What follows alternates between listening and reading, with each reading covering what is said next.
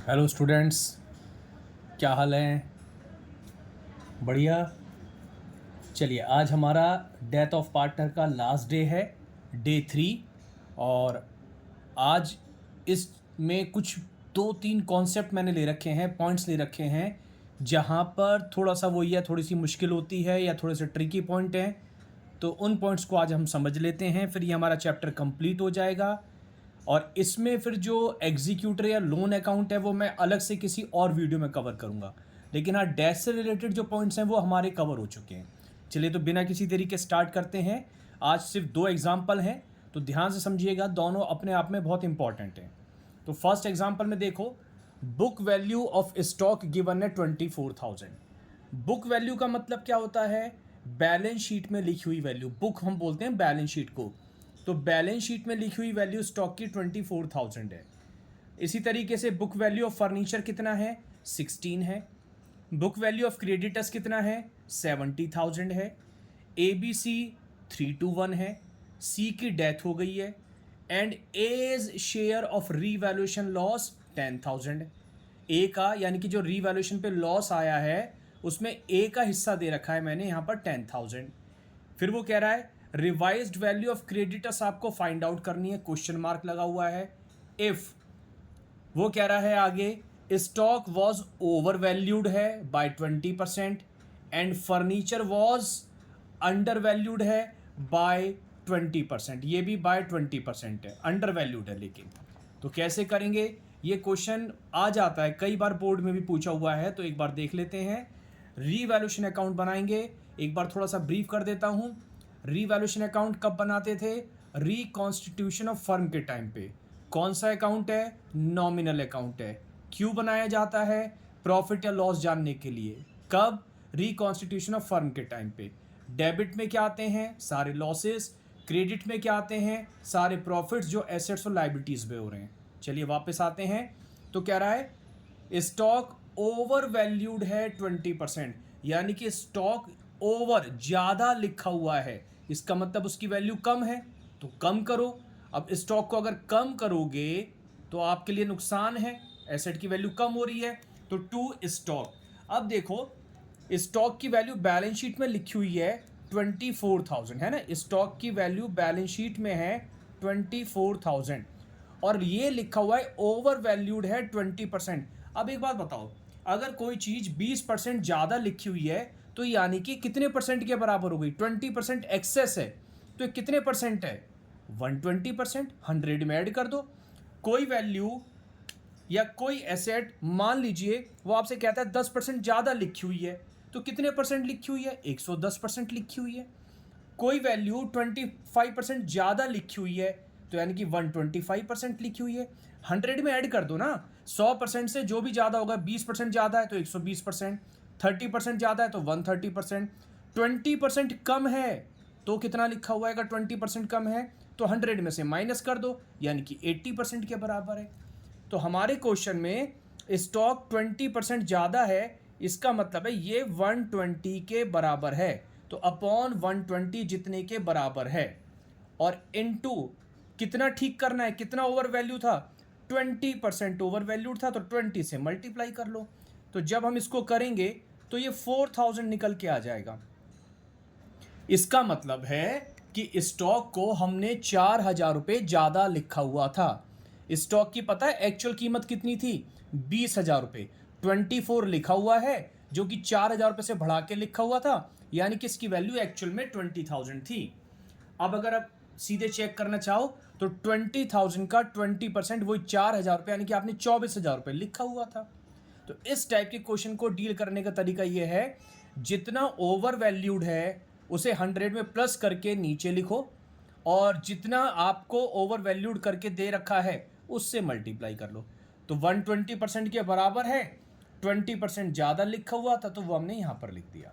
Clear? Furniture को देखते हैं। वो कह रहा है furniture was under valued bye 20%, ये भी 20% से लेकिन अंडर वैल्यूड है। अब ये बताओ, अगर फर्नीचर कम लिखा हुआ है, अंडर वैल्यूड है, तो यानी कि कीमत तो उसकी ज्यादा है ना, तो फर्नीचर की वैल्यू बढ़ाएंगे, फायदा। तो बाय फर्नीचर कैसे करूं? बताओ, फर्नीचर कितना दे रखा है क्वेश्चन में? इस बार फर्नीचर है 16,000, और ये कितने के बराबर है? 20% अंडर वैल्यूड है। तो बताओगे कितने परसेंट हो गया? 20% कम है, तो 100 में से माइनस करो तो कितना हो गया ये? अपॉन में 80, तो 1% की वैल्यू आ गई। और कितने परसेंट आपको इसको ठीक करना है? 20% आपको इसको ठीक करना है। तो 20% से जब करेंगे तो इसकी वैल्यू भी 4000 निकल के आ जाएगी। अब आपसे अगर पूछा जाए कि फर्नीचर की एक्चुअल वैल्यू बताओ, तो एक्चुअल वैल्यू कितनी हो जाएगी? 16 + 4 20,000 हो जाएगी। आगे चलते हैं।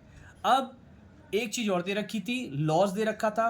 रीवैल्यूएशन का लॉस किधर आता है? देखो प्रॉफिट तो इधर आता था ना, मतलब ये साइड बड़ी होती है तो प्रॉफिट निकल के आता है, ये वाली साइड बड़ी होती है तो लॉस निकल के आता है।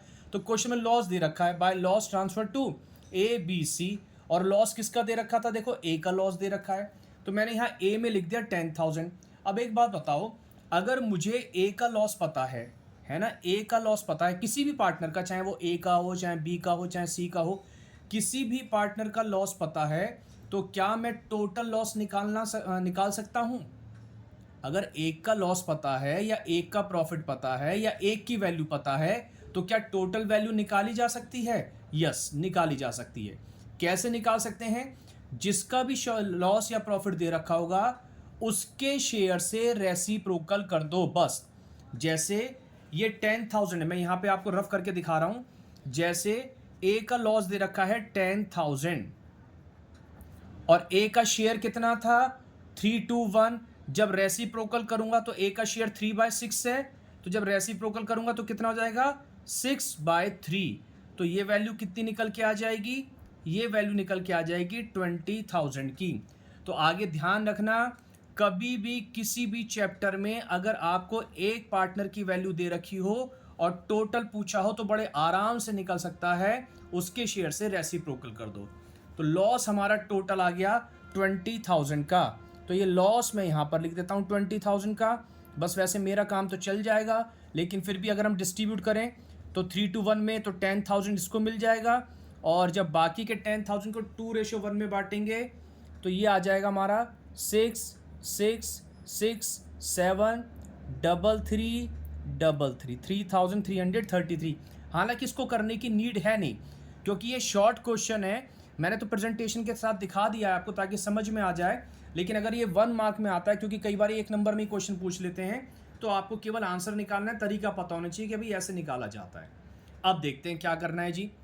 इधर का टोटल रिवैल्यूएशन अकाउंट जो इन्फॉर्मेशन गिवन थी वो तो पूरा हो गया।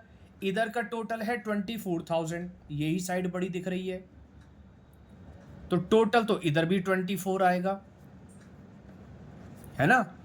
24 और ये वाली साइड कितने से कम आ रही है? ये साइड 20,000 से कम आ रही है। अब यहाँ पर क्या मिसिंग है? देखो क्रेडिटर्स के बारे में पूछा हुआ था कि क्रेडिटर्स की आपको रिवाइज वैल्यू बतानी है, लिखा है ना, रिवाइज वैल्यू ऑफ क्रेडिटर्स बताओ। तो यहाँ पर जो बैलेंसिंग फिगर आने वाली है वो क्रेडिटर्स की ही आने वाली है। तो यहाँ पर हमने लिखा टू क्रेडिटर्स, ये हमारी बैलेंसिंग फिगर आ रही है।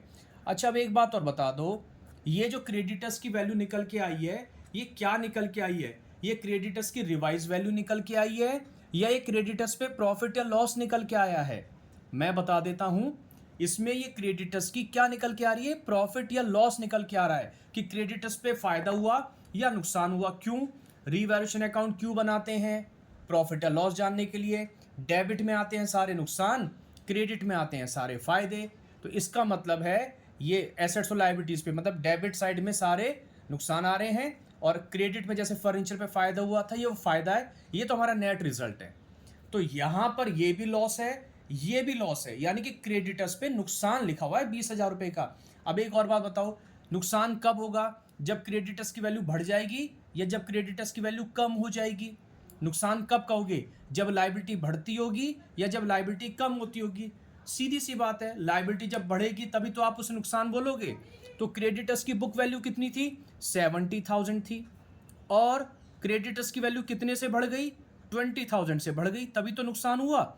यानी कि अब क्रेडिटर्स 70 की जगह 90,000 हो गए। तो क्रेडिटर्स की जो रिवाइज वैल्यू निकल के आएगी वो 90,000 हमारा आंसर होगा। तो ध्यान रखना, ये वाला क्वेश्चन किसी भी चैप्टर में पूछा जा सकता है आपसे, एडमिशन हो, रिटायरमेंट हो, डेथ हो, किसी में भी पूछ लेते हैं, ठीक है। तो एक क्वेश्चन तो हमारा ये था। नेक्स्ट क्वेश्चन एग्जाम्पल 2 और देखते हैं। 2 ही एग्जाम्पल हैं लेकिन बढ़िया एग्जाम्पल हैं, मज़ेदार एग्जाम्पल हैं। तो एग्जाम्पल 2, ABC 532, ए की डेथ हो गई।